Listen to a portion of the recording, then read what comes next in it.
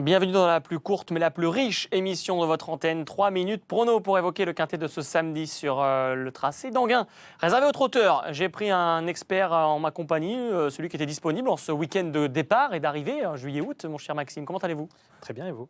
Parfaitement. Moi, j'ai hâte que vous me racontiez un petit peu ce qui nous attend sur la piste d'Anguin ce samedi. Un bien joli quintet, un petit peu la revanche du prix de Montmartre. On va voir les conditions dans quelques instants. 2150 mètres à parcourir, une course disputée avec un départ derrière les ailes de l'Autostart. Ils sont 15 au départ de cette course. Ouais, elle était européenne il y a une semaine. La course, elle ne l'est pas aujourd'hui. Donc, c'est vraiment une superbe opportunité pour tous les trotteurs français de gagner un beau quintet.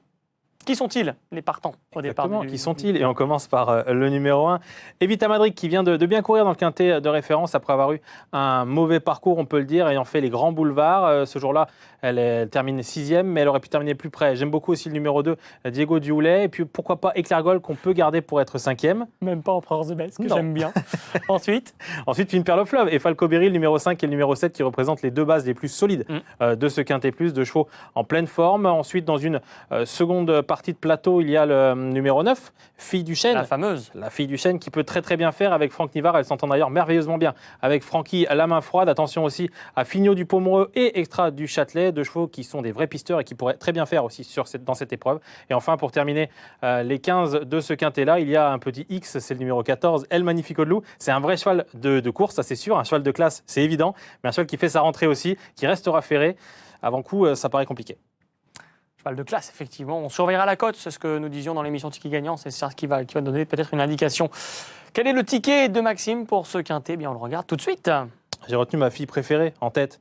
Fille du Chêne, c'est le numéro 9. Alors certes, elle a le numéro 9 derrière les ailes de l'Autostart, mais c'est une vraie pisteuse. Si elle a la bonne course, je pense qu'elle va gagner.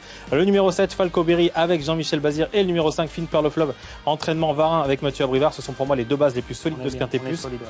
Là, on est bien. Ah bon, on est pas mal. Allez, après, derrière. Après, derrière, il y a 2X dans un quintet en flexi 50%. Et j'ai retenu 4 chevaux. Le numéro 1, Evita Madrid, qui vient vraiment de bien mieux courir que l'indique son classement. Le numéro 2, Diego Dioulet, cheval que j'adore, un vrai cheval de vitesse qui, en plus de ça, a un bon numéro. C'est lui qui va pimenter les rapports du quintet plus, je vous le dis. Et enfin, le numéro 10, Fignot du Pomereux, et le 11, Extra du Châtelet.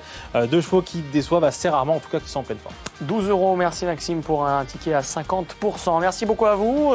Écoutez, allez évidemment sur equilia.fr, cherchez un maximum d'informations sur ce quintet. Et rendez-vous pour le quintet suivant du côté de Clairefontaine ce dimanche. Bye bye.